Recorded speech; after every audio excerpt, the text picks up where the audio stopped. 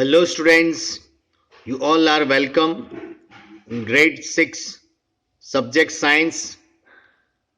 Today we are going to start new chapter, that is air around us. Dear students, we have learnt in chapter number 9 that all living things require air. But have you ever seen air? Can you able to see air? No. So what is the properties of air? Air, it is a transparent, so you cannot see. You might not have seen air, but surely you must have felt its presence in so many ways. Presence of air that you can find. You notice it when the leaves of the trees rustle or clothes hanging on the clothes line sway, right? So what it indicates, it is moving. So pages of an open book begins fluttering when the fan is switched on. The moving air makes it possible for you to fly your kite, right? That you had been experienced nowadays since uh, 3 days back, 14 January, that kite flying day. So do you remember the activity number 3 in chapter number 5, in which you separated the sand and sawdust by winnowing method? In winnowing is more effectively moving air. So you may have noticed that during the storms, the wind blows at very high speed. It may even uproot the trees and blow off the rooftops. As you have seen, the different type of firki, right? This all type of firki, it is moving. Why it is moving? It is moving due to the air. When presence of air is there, it starts to move. I think you must know how to prepare this firki, right? Here it is given. So you can prepare this firki and try to go in open area. You will see that it is moving. It is moving means that air is present, air is surrounding. Now here is the weathercock. Now this weathercock, it is used to find out the directions which the air moving at that place.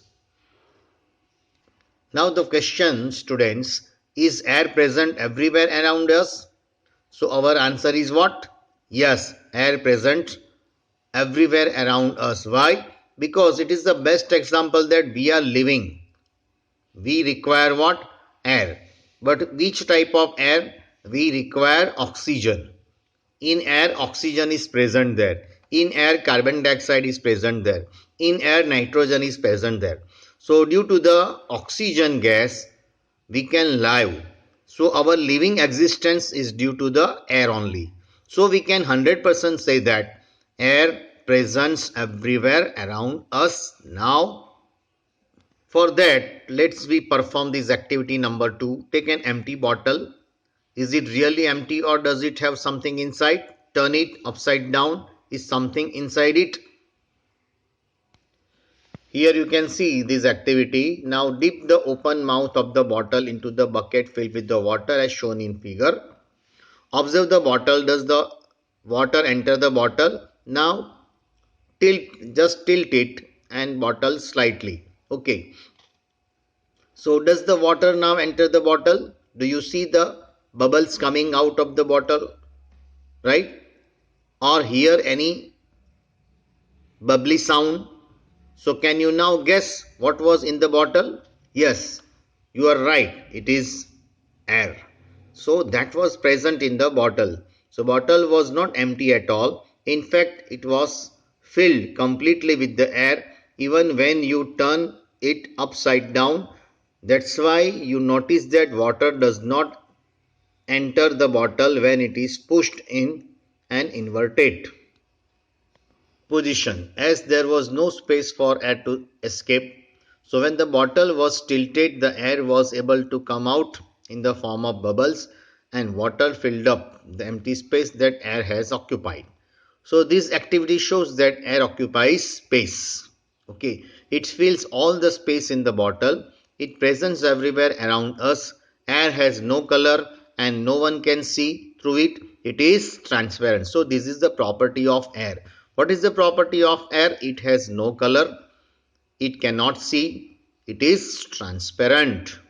So our earth is surrounded by a thin layer of air, and this layer extends up to many kilometers above the surface of the earth and is called atmosphere.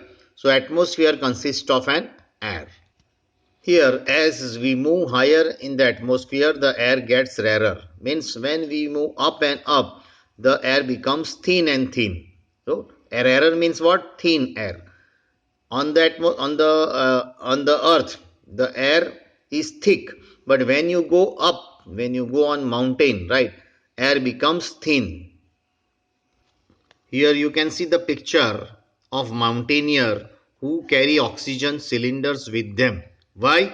Because when you go up, the density of the air becomes less and less, so he or she requires oxygen for breathing, right? That's why they carry cylinder of oxygen with them. So now can you think mountaineers carry oxygen cylinder with them while climbing the high mountains? So just now I have explained why they carry oxygen with them.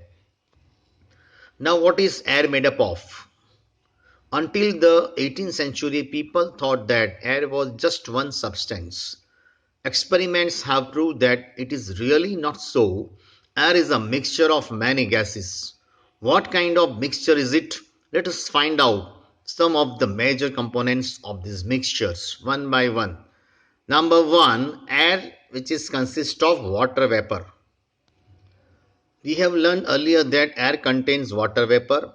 As we saw that when air comes in contact with cool surface, it condenses and drops of water appears on the cool surface. So the presence of water vapor in air is important for the water cycle in nature. Just now we have studied in a previous chapters, right? That is the presence of water vapor. Now oxygen. Now air contain oxygen. This can be proved with the help of this activity. In the presence of your teacher, fix two small candles of the same length on a table. Light both the candles. Here you can see the table and take two candles of a same size. Now light it.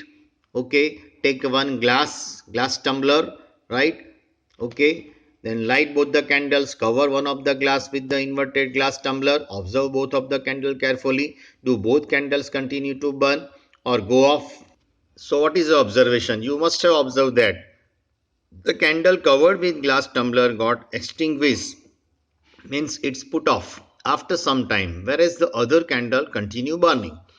Now what can be the reasons for this? Think about this. It seems that the candle got extinguished because the component inside the glass tumbler which supports burning is limited. Most of the component is used up by the burning of candles. However, the other candle is getting continued supply of air. Means candle require oxygen to burn. So this component of air which supports the burning, that is known as oxygen. So to burn the candle, one of the components is required, that is air, and in air which component is most important, that is oxygen. So oxygen is the combustible gas.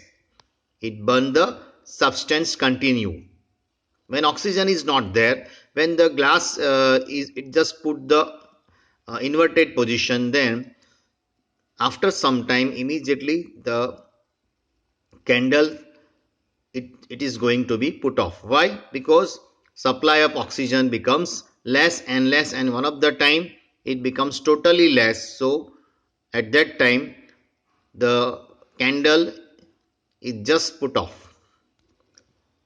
Air consists of nitrogen. In activity number 3rd, did you observe that air is still present in the glass bottle even after the candle blew out? This indicates the presence of some components in the air which does not support burning. The major part of the air which does not support candle, that is nitrogen. So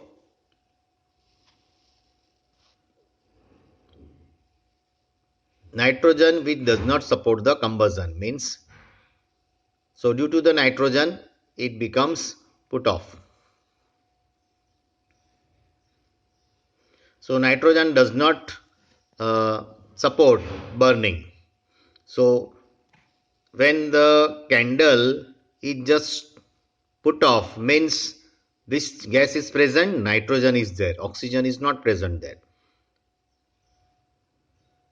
Carbon dioxide. Air consists of carbon dioxide, that is CO2. In a closed room, if there is some material that is burning, you may have felt suffocation. This is due to the excess of carbon dioxide that may be accumulating the room. As the burning continue, carbon dioxide makes a small component of air around us. Plants and animals consume oxygen for the respiration and produce carbon dioxide. Now, plant and animal matter also consume oxygen on burning and produces mainly carbon dioxide and a few other gases. So it is advisable not to burn dry leaves and discard remains of crops, so which pollute our surrounding, right? Air consists of dust and smoke. The burning of fuel also produces smoke. Smoke contains few gases and fine dust particles and is often harmful. That's why you see a long chimney in the factories. It makes the harmful smoke and gases away from our noses. But it brings it closer to the birds flying up in the sky. Dust particles are always present in the air. Now dust particle present in the air that you can easily observe in your room. Suppose at evening time uh, we do not clean anything, but in morning time we have seen, and when we uh, uh, just with the help of our finger, when we uh, just touch the that surface, you can find some dust which is sticked on that particular surface, right? So it shows that observing the presence of dust in air with the sunlight. In sunlight also, when you see the sunlight, wherever it contains number of particles, and that number of particles, that is dust. Now during winter you might have observed a similar beam of sunlight filtered through the tree, in which the dust particle appears to dance merrily around. This shows that the air also contains dust particle. The presence of dust particle in air varies from time to time and place to place. We inhale air, we breathe out nostrils. Fine air and mucus are present inside the nose, prevent dust particle from getting into the respiratory system. So in our nostrils, right, that mucus contain, it's a black substance. So that mucus having a black substance, because that mucus having slicey material, and this black substance, how it becomes black? Due to the dust particle. So dust particle deposit there and make uh, some solid material. And that, do you recall being scolded by your parents when you breathe through your mouth? If you do that, harmful dust particles may enter in our body. So we may conclude that air contains some gases, water vapor, dust particles.